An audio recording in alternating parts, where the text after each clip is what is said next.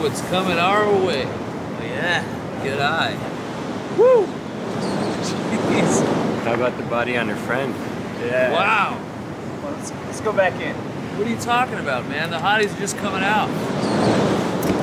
Hey, ladies! Little help? Nothing like a Northwest beach. Oregon wasn't always a state with a bunch of pissed off liberal hippies. No, it was actually founded by some pretty decent people. I didn't meet them, but they looked nice enough. There's a lot of interesting history in Oregon, and some neat stuff that you probably didn't know about too. We're going to look at a bunch of stuff about Oregon, and even meet people who live there too. It's time for Cornerhouse Tales, Oregon, the Beaver Edition. Oregon Tales, that is this. Oregon stuff you should know.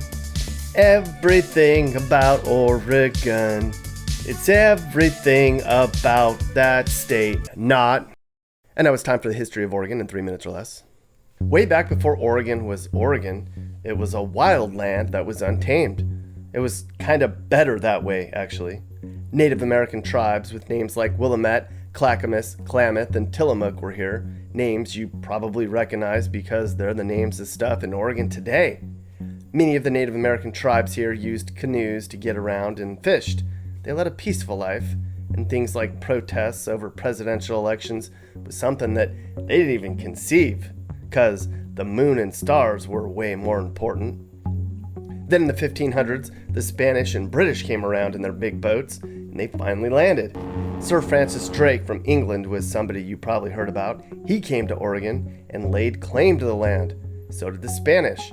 But Britain stayed and Spain left, and Britain soon claimed Oregon for themselves for a long time.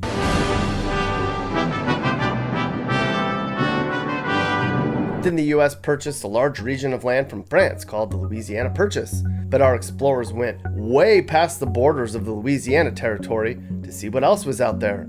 A guy named Robert Gray came down the Columbia River and named it after his boat, the Columbia. Lewis and Clark also came upon the Columbia River on their way to the Pacific Ocean too. Then in the 1840s, a bunch of Americans came here via the Oregon Trail on a journey that was very treacherous. Remember the Oregon Trail? They even made a video game about it.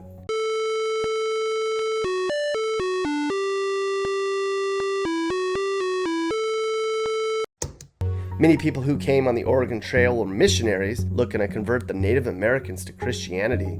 Then a bunch of explorers like Jedediah Smith and others went all through what would become Oregon and realized how pretty and valuable it was and suggested we kick Britain out. At one point, Britain owned half of Oregon and we controlled half of it. We almost fought over it. Britain had some forts here, but Americans were beginning to move to Oregon in large numbers. Britain even trapped all the animals out of existence so that Americans wouldn't have any fur for themselves. That's mean. Poor beavers.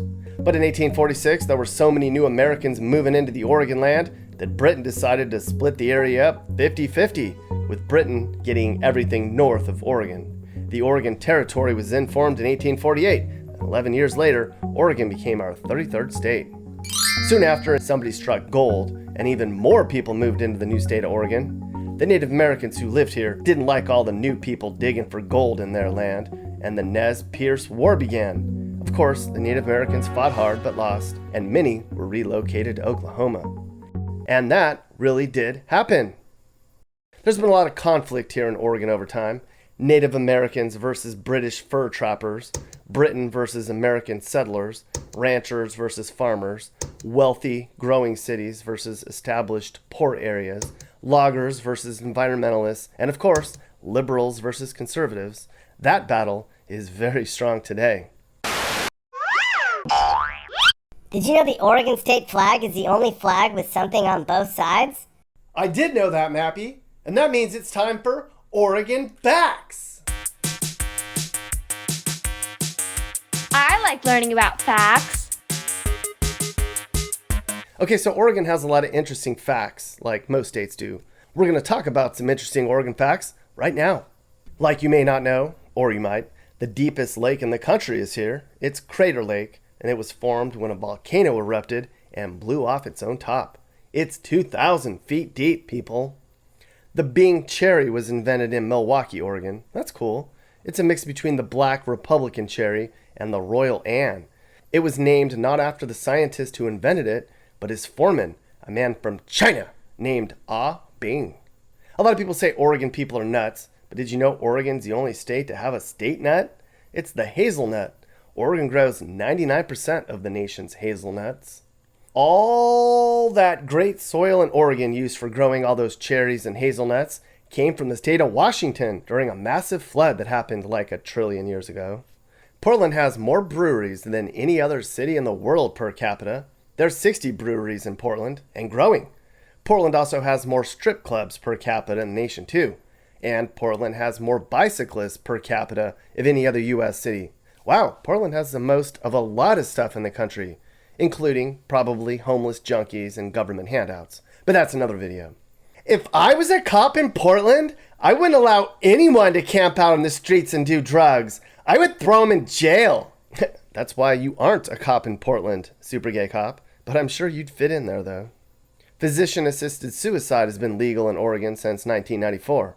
Because of that, Oregon has one of the highest suicide rates in the country. On a given year, about 900 people commit suicide in Oregon. Oregon was the first state to ban non-returnable bottles and cans. That makes sense, since there's so many hippies and environmental wackos in this state. You also can't pump your own gas in the state of Oregon. New Jersey is the only U.S. state where you can't pump your own gas. Apparently, lawmakers thought pumping your own gas was dangerous. In some counties in Oregon, though, you can pump your own gas now, so that's good. You probably know Wisconsin as being a state with a bunch of cheese, but the Tillamook Cheese Factory in Oregon is the largest cheese factory in the whole world. Every day, they churn out 170,000 pounds of cheese from this little factory on Oregon's coast. That is a lot of cheese. Oregon has 80 ghost towns, which is the most ghost towns of all U.S. states. They have all kinds of funny names like Zumwalt, Horse Heaven, and Friend. There's actually a ghost town here called Idiotville. And that's a fact. And now it's time for How Smart is Oregon? I'm going to talk to people who live in Oregon and see if they can answer some tough questions. I like trivia time. I have maybe 5 sort of trivia questions about Oregon that I was just going to throw at you and see what you thought about them. And then we can talk through them for a minute or so and see if you can answer them. Is that all right? Yeah, let's try it. Okay.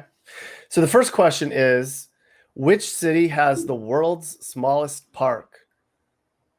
Well, that's here in Portland. It's right in Portland. Yeah, it's called Mills End Park, I recall. So what it was is, I believe it's right down on it's in the middle of a street downtown, like waterfront.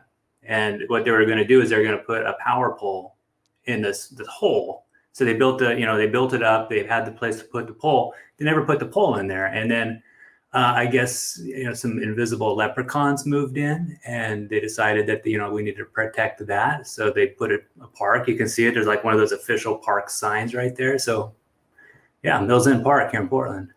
Cool, man. Yeah. Okay.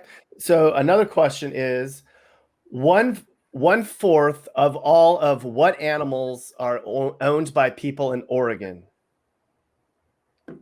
I think I know the answer to this one. I know a lot of people that have ferrets, and I don't know what's the most number of ferrets you've ever been in a room with. It's been quite a lot for me, but the answer is llamas, I think. It is llamas. Yeah. Are you Googling right now? Is that what you're doing? No, I'm not. Yeah, so I guess the state of Oregon has 25% of the country's llamas. I have no idea why. Maybe you would know why people in Oregon love llamas so much. I don't know that they love it. I think it's just an agricultural, an industry for folks. I think it's just good land for raising llama here. We grow a lot of hops here. We grow a lot of wine grapes, a lot of alfalfa and grass seed and corn and cattle. We're big on apples and pears, things like that. I don't know. Yeah. Beer. Yeah, hazelnuts and cherries. That's right. Yeah. Yeah, 99% of the country's hazelnuts come from Oregon. Oh, is that right? I don't think I knew that. Yeah, these are just random facts that I'm learning today, actually, that I'll probably forget tomorrow. Yeah, no, I mean it's great. You drive a half hour outside of town in Portland. You're in wine country, but it seems like there's more land dedicated to hazelnut trees. But it's really known as wine country. That's what we refer to it as. So Mm-hmm. yeah, there you go. Okay, so the next question is, Oregon comes in number 6 in the country for sightings of what? Well, I think I know the answer just because of the term sightings. We use that a lot in regards to Bigfoot. So I'm guessing on that, but I mean, your sightings, I mean, it could be UFOs, but no, it's Bigfoot. I have a buddy who just really believes in Bigfoot, and he would go out and hunt for him.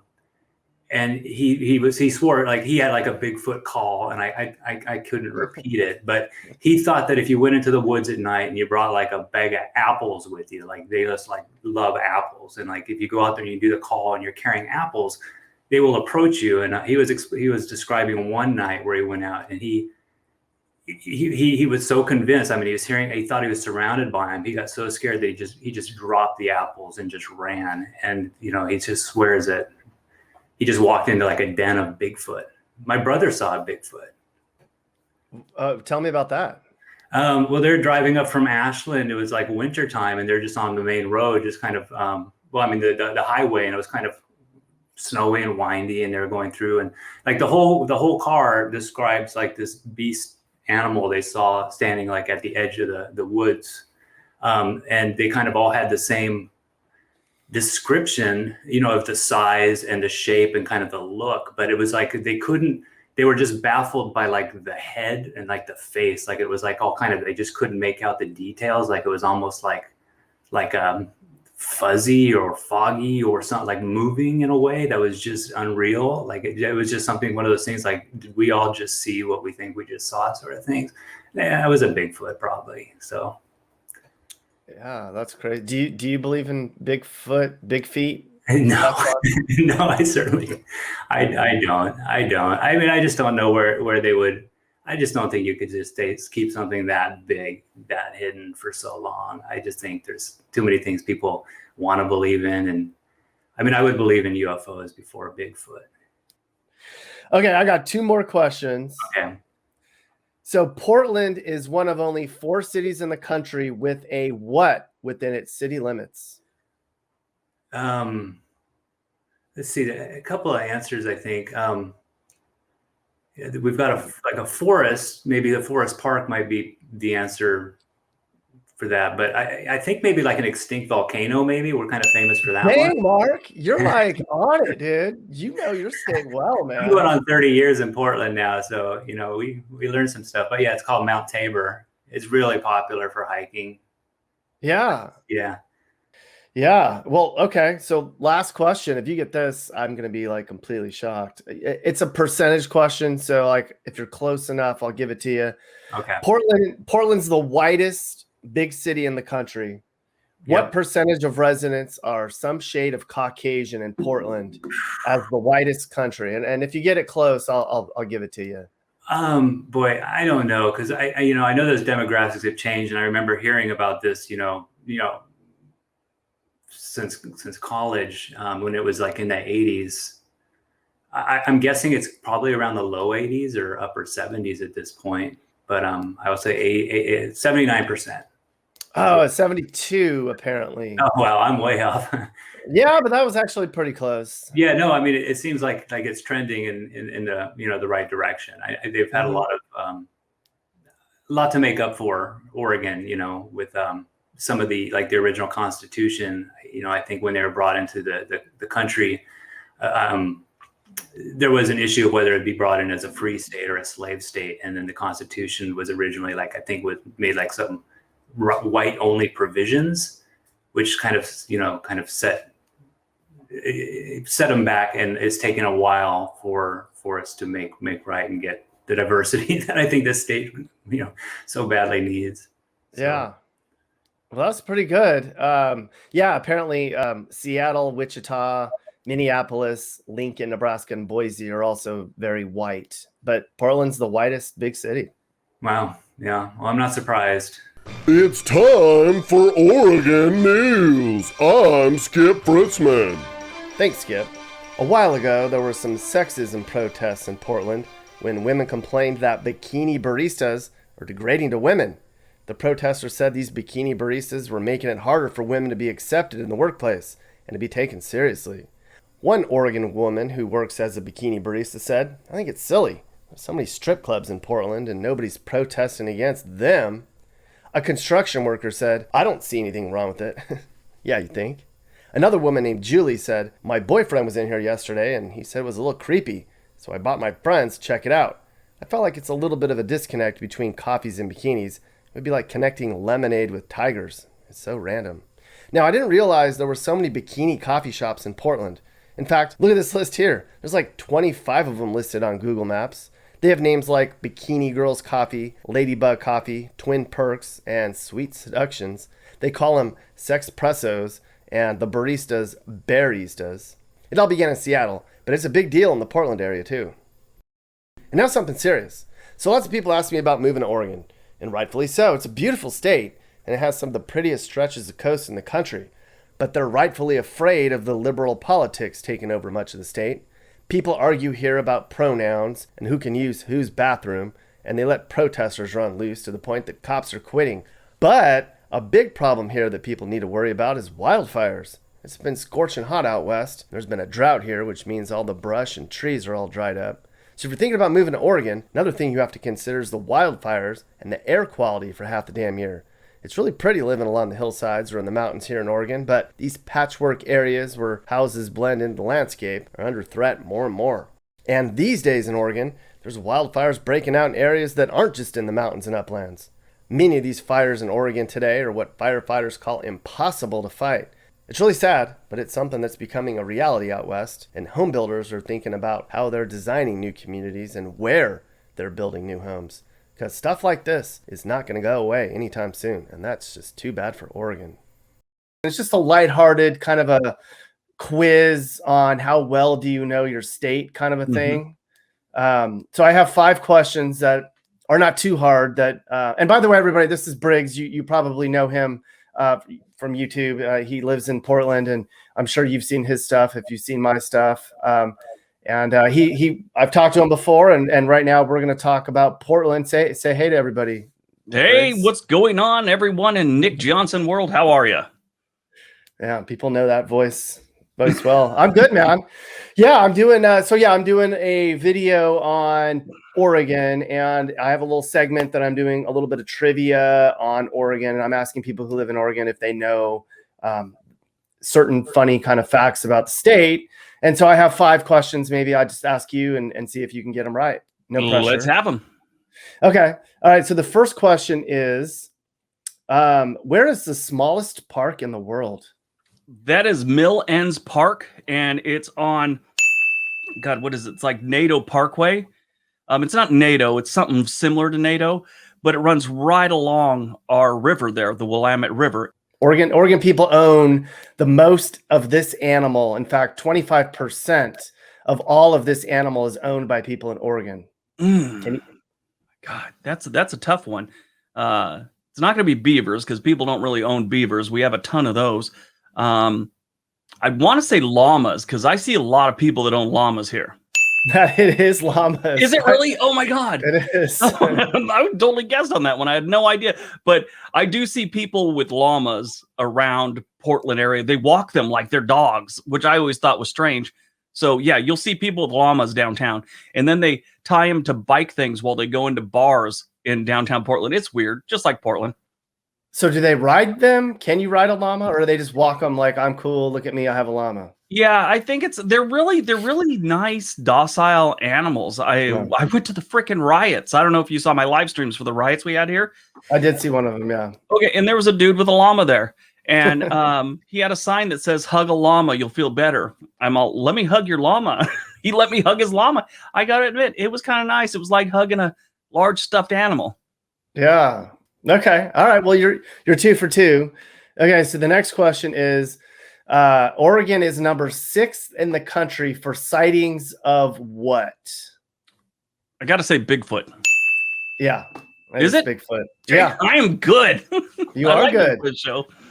Yeah, man. So yeah, apparently the Washington has by far the most Bigfoot sightings. I know that one. Yeah. But do you have any Bigfoot sighting stories in all your time in Oregon? No, the only thing that me and my friends kind of attributed when I was in the Army, we were actually training in Northern California, and we heard something weird screaming in the woods, and it didn't sound like a bear, didn't sound like a human. Don't know what it was. It could have been a human having a bad trip. Who knows? But we always attribute it to we heard Bigfoot one day, but I have no proof. Yeah, That's the only story about it. Yeah, no, you're the second person I've talked to that said that they had at least one Bigfoot story. Yeah. I wish I had a Bigfoot story, kind of. I mean, well, hang out here long enough, you'll get at least one story. There is a really, really shambly homeless dude down in Portland that people call Bigfoot down there. He's huge. He's like 6'9". Okay. Okay, question 4. Portland is one of 4 cities in the country to have what within its city limits? Ooh. Oh, a volcano. Yeah, an extinct volcano. Yeah, we have a dormant volcano. I know where that thing is. Yeah, Mount Titor, something like that. Yeah, it's like Tibber, or I forget now. You threw me out of place. Tiber. Timmer. I don't know where it is, but actually I got a tattoo on my back right below it. Nice tattoo place there. Okay, you have a tattoo on your back of a volcano? No, the tattoo place is right there. Oh, you got a tattoo at the volcano. At the volcano, right by the volcano, yeah. Okay. I looked out the window while I was getting it. The volcano's right there. Do you feel like telling people what your tattoo is, or is that too much that one is just my daughter's name. My daughter's name is Honor. So I have the big honor across my back. And every time people see it, that's her name, Honor, Honor. People think it's some kind of like, I don't know, I'm in like some gang thing or something like that. No, nothing to do with that. Oh, and it's written in old typewriter print too. It's not even like one of these gang member type looking things. Yeah. It's weird. Yeah, are you walking around Portland with your shirt off a lot? Is that how people are seeing? Not nearly as much as I did in my 20s, but but yeah. So how has Oregon, I guess, changed in the last 5 years? For people that are thinking about moving there? So yeah, it's changed. Portland isn't what it used to be, and they've got a lot of problems. The suburbs are still great. If you're thinking about moving to the Portland area, I would suggest a suburb. It's cheaper and not nearly half as many problems as Portland has right now. But you have places like Bend that I would recommend way before Portland right now. So yeah, if you're thinking about moving to Oregon, I would look at Bend. Mm-hmm. Yeah. And what about a few other maybe smallish places in Oregon that people haven't heard of, where it's safe, where they can raise a family, where they can kind of like start a new life? Yeah. We have a lot of places that are good like that. If you want to go out to Burns, that's very rural, and that's very much politically nothing like Portland. It's actually the exact opposite. Stay out of Grants Pass. That's not good. Stay out of Lincoln City. But if you got some money, Cannon Beach is probably one of the best places to live in Oregon, in my opinion. That's really good. Astoria is kind of nice. You got other places. One of the best small towns in the United States right now is Hood River. It's a town called Hood River. It's on the Columbia River right near Mount Hood, and it's a beautiful little town. If you ever get a chance to visit it, it's great. But if I was going to move here again, I would choose Bend, Cannon Beach, or Hood River. Okay. What about on the far eastern side? People say Wait, that's Washington. Yes, what's the other far eastern city in Oregon that's big? The biggest. You got Baker City, which is kind of big, but everything out there is kind of small. Baker City's a good size. Oh, you got LaGrange. That's good size too. They're not as big as Portland or Bend, but they're legit cities. They're not like small towns, and those are near the Idaho-Washington border, so those are decent. They don't have a lot going on there, not many jobs or anything, but yeah, like I said, if you're going to move up here, look at some of the coastal cities that aren't Lincoln City. Stay away from that one. And Bend.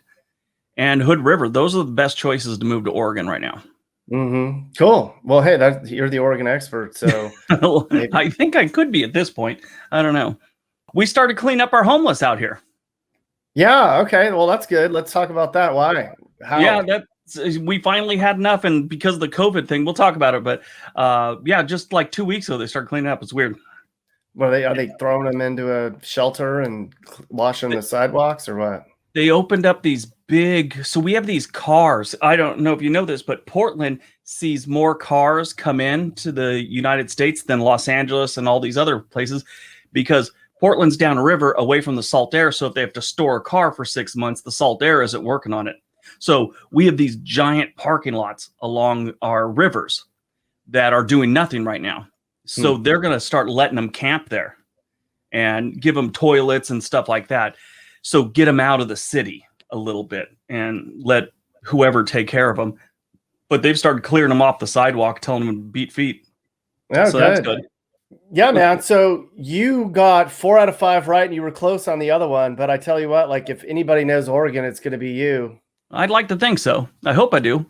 Been here a while.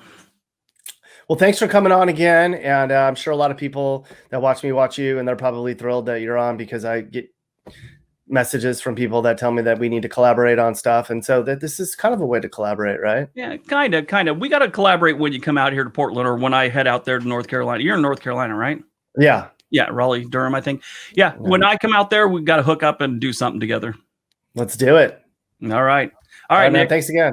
Thanks for letting me on. All right, dude.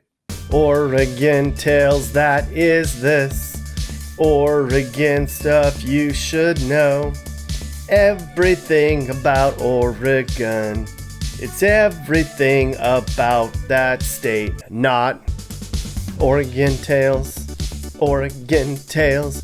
Oregon Tales. It's Oregon Tales. It's Oregon Tales. It's Oregon Tales. It's Oregon Tales. It's Oregon Tales. You've lived in Portland forever, and you seem to be kind of like on the fence about how you feel about the direction of Portland. Can you tell people the good and bad about Portland right now, who have heard mostly bad about what's going on in Portland lately? Yeah, well, I mean, Portland for me is still good. I mean, the things that always made Portland good are still good today. Like the reason I moved to Portland from Bend, Oregon, to go to school, Portland State was really, I mean, back then it was the 90s, but it was really the culture. It was the music scene, the clubs, the food has just been incredible.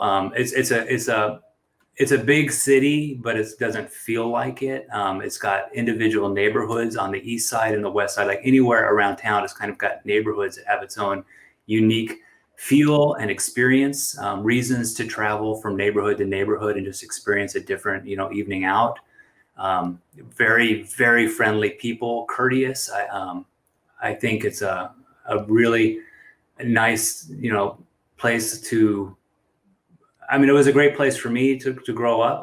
I think there's it's a well-educated city, and I think there's a lot of great things about Portland. I think it's like a lot of places now. Any desirable place is getting very difficult for folks to get into, like the housing market. It's getting so expensive.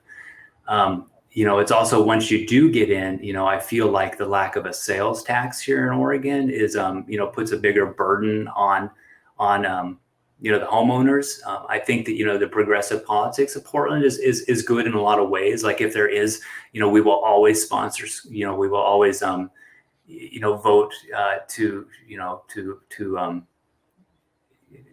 for schools and for parks and for museums, libraries. We're always going to vote, with our pocketbooks and say, yes, we do. This is important to us. But they always put that burden on the homeowners and the property taxes, it seems, which would be nice, like with other states, if you could kind of spread that out with a sales tax. I think the city is struggling right now with an issue it's always had. And when I first moved to Portland in the 90s, there was a real big, not even such like a homeless population, as like there was just like a culture for it. Like it was a very, they had a lot of resources, I think, that were available to people that chose a lifestyle that allowed them to kind of drop out of normal society. But like, there are a lot of drug, treatment centers or food and just different resources that allowed that culture to kind of exist. And people are friendly. There's a lot of handouts. There's a lot of resources available. And so it's always kind of been a big thing in Portland to have like, a homeless population. It used to be a lot younger, but it seems like as the years have gone by and with the economy, passing some, kind of, the opportunities not being available to, everyone, there's been some economic downturns from here and there. I know that there's a lot of untreated mental illness, and there's a lot of drug issues in Portland that I think the homeless population right now it is getting to be out of control. I do wish that they could find, a good solution that's humane, but takes care of the problem and doesn't just push people out further. I kind of get a feeling that, there's a lot of folks that are just like, send people up to Portland, they'll take care of them, because it just seems like it's just grown. And then especially with this pandemic where it's just like they've taken a hands off, we don't want to disrupt or put any undue risk on populations that might be more vulnerable. They've been allowed to camp, set up camps like within the city. Like there's a lot of camping on sidewalks and in parks, and it's becoming a real problem with like the garbage and the sanitation around that. Now that we're coming out of COVID, though, there's a lot of movement towards like cleaning up the downtown core. I know like the Solve is Stop Oregon Litter. They've been pushing a lot of campaigns. My firm right now, like we're going to be out there tomorrow with volunteer force helping to clean up downtown. So I think there's a lot of people that are out there just willing to help kind of clean Portland up. That we're coming out of the pandemic. We just recently, the governor just recently kind of opened up the state. And so it kind of feels like people are like finally coming out of the house right now and kind of seeing the state of things. And I'm hopeful for that. But I don't think that the city council and the mayor has been doing a whole lot to address some of these issues. I would say part of that problem is that, we just have a tendency to have short-term expectations, and we hold them accountable every, I believe it's like every 4 years, where it's like we're turning those seats over and we're like, okay, well, you didn't get the job done, so we're going to start over anew. And it takes so long, I think, to get policies in place and to start moving towards a certain action.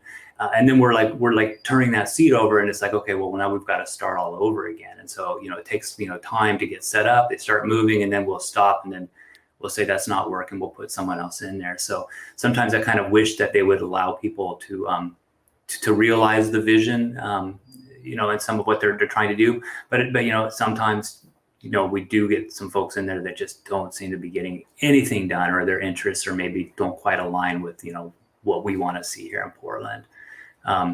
So there's some local politics issues. There are some downsides to Portland that I think is true, which is very highly represented. It does not feel like an unsafe city, which I think a lot of people around the country kind of thinking about Portland right now, especially when they're seeing like all the riots that were going on downtown.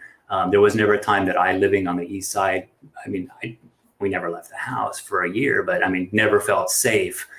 That's all ended, that's not happening like right now. So like I was saying, I think we're starting to come out of, this whole year and a half of the COVID, and then, the George Floyd, the riots and everything that was going on right there. And we're looking at their city right now with kind of fresh eyes, and we're like, okay, it's time to roll up the sleeves and start cleaning it up. So I think you're going to start seeing a lot better news coming out about Portland. As far as the people, coming back and moving in and buying houses, though, it's like, I don't know what to tell you, though. It's getting so freaking expensive.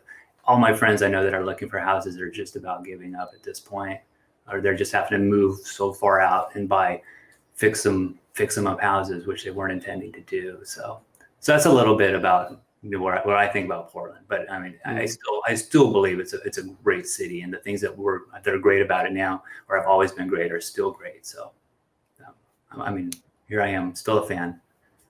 Are you going to stick around in Portland? I've been in Oregon my whole life, pushing 50 years now. And, sometimes change, you need to actually just go out and make change happen. I've never lived anywhere but Oregon. So I've been curious about other places. but I've also made a commitment to, my job that I'll stick around for a bit longer. And if I did want to move, it'd be limited, like what cities I could go to. But like looking at what those options are and then comparing them to Portland, where I'm at now, I don't see moving anytime in the near future, but I'm always looking out, and I'm always trying to travel and find like where's the next best place. And we watch your shows though, and we get some good ideas, about other like nice little states and situations that we might want to explore for ourselves. So keep that up. I would appreciate that. Yeah. So on that note, where would you say, if people are thinking about moving to Oregon from your perspective, where are those little kind of hidden gems that you think people should consider moving to that they may not have heard of in the state of Oregon? Like maybe you can help somebody else out that's looking to move to your state. Well, I mean, Portland is kind of where the most opportunity is. There's some beautiful cities that if you can get into, like Bend, Oregon, where I grew up in Central Oregon, they're having an issue with housing prices there as well. But I mean, if you are into outdoor recreation, the high desert, kind of maybe more on the conservative political end, on the west side or the east side of the mountains, outside of the valley, that's a great place to be. Down in the south, I have friends that are living down in Medford in the Ashland area. There's a lot of great arts down there. Eugene, Portland. I'm a real big fan of like Astoria. It's not far from Portland. It's a coastal town right on the mouth of the Columbia. It's absolutely gorgeous. I think it's a lot cheaper out there. If you could land out there, I think you would just have a wonderful experience. Anywhere on the Oregon coast, I've been, to all the coastlines I've seen in other states. You cannot beat the Central Oregon coast. I think like an area around Florence, Yaha, it's up to Long Beach. Cannon Beach is beautiful. There's just a lot of neat spots in there. I think it's a big state, and I think there's a lot of there's something for everyone. I think depending on what kind of work you're looking for, what kind of people you want to be around. So I think. I think you've unboxed it yourself, and I think I pretty much agreed with everything, most of what I was saying anyway. Okay. Yeah. And so one final question, what the future of Oregon, where do you see, how has Oregon changed since you've been there as a state? And what do you think the near future is for the state of Oregon?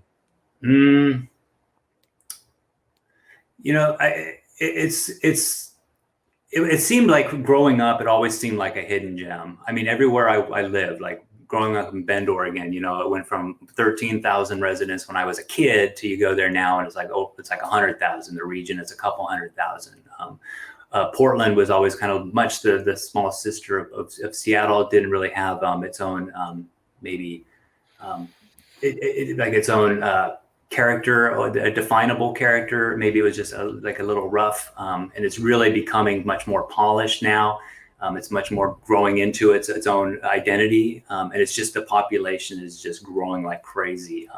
With climate change, there's a lot of opportunities, I think, as agriculture is shifting, especially like in I know the wine region. We were just down there and people were really talking about like how, with the warmer climate, they're able to grow a lot more varieties and stuff. But that's happening, like I think with agriculture all across the state. You just kind of, you have these agricultural zones that are shifting. And so that's changing.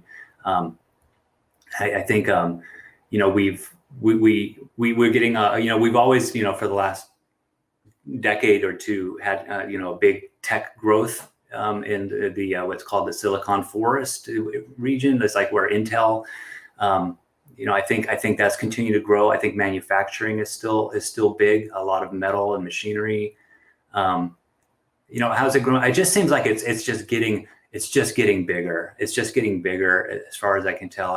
It's really hard to say that it's moving like in a completely different way, because to me, it always feels like the politics have been kind of what they are, progressive on very social issues, but like really, balanced, as far as what the conservatives and the liberals, as far as the state goes. The population centers, the Willamette Valley usually wins out like on statewide elections. But there's always that struggle between like, the landowners and the environmentalists, and like these same issues, I think, that growing up and hearing about and seeing are still happening the same. It's just there's just more people here. So That's my take. It's hard for me to say this is where Portland or Oregon is going to be in 10 years because it's hard to tell. I think we're just kind of growing and trying to find our way out of what's been going on with the COVID and all that. So that's all I've got right now, I guess. Mm-hmm. Yeah, I think that was really helpful. Yeah, I appreciate that. Remember the boy from E.T., Elliot? His name's Henry Thomas. Well, he lives in Wilsonville, Oregon, which is a little city about a half hour south of Portland. Well, one day, the police found him unconscious behind the wheel of his Prius, clearly intoxicated. I would describe his actions as sloth-like, the officer said. There were gobs of spit all over the car and on his jacket, and there was marijuana tincture in the car, which clearly smelled like pot. He should have just phoned home, right?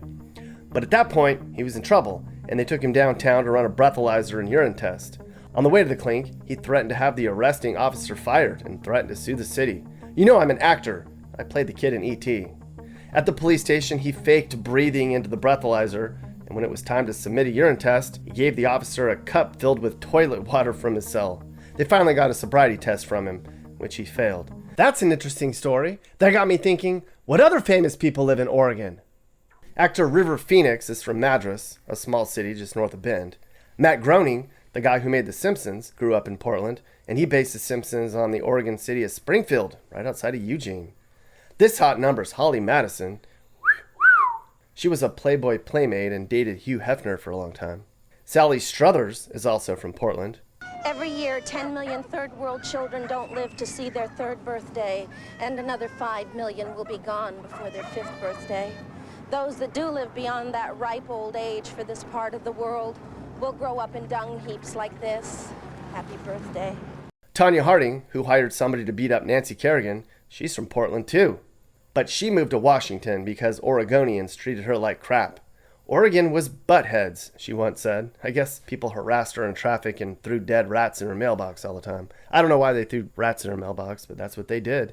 You Oregon people are so classy. And that's a lot of stuff about Oregon. Goodbye. Hey guys, if you learned something new about America or what it's like to live in America, great! You should think about subscribing and turning on your notifications. You can also click one of these videos or playlists for more. You can also now buy my songs on iTunes and other formats. Click the link in the description. Thanks for watching. And remember, while we all might have different views, we should all be nice to each other and try to make the U.S. a better place in a positive way. This is Sage, Nick's manager. This has been a Cornerhouse Entertainment production. And are you looking to move and need advice? I do consulting. That's right. I'll sit down and talk about where the next perfect place for you and your family should be. I do it all the time. Together, let's find you a new home that's safe and checks all your boxes. You can get my email in the description to find out how I can help you find your perfect relocation. And I can also help you find your new house too. Email me and I'll work with you on not just helping you figure out where to move, but I can help you find your perfect home too. That's right, someone's a realtor now. Who wants to deal with a realtor they don't know when you can have me help you, right?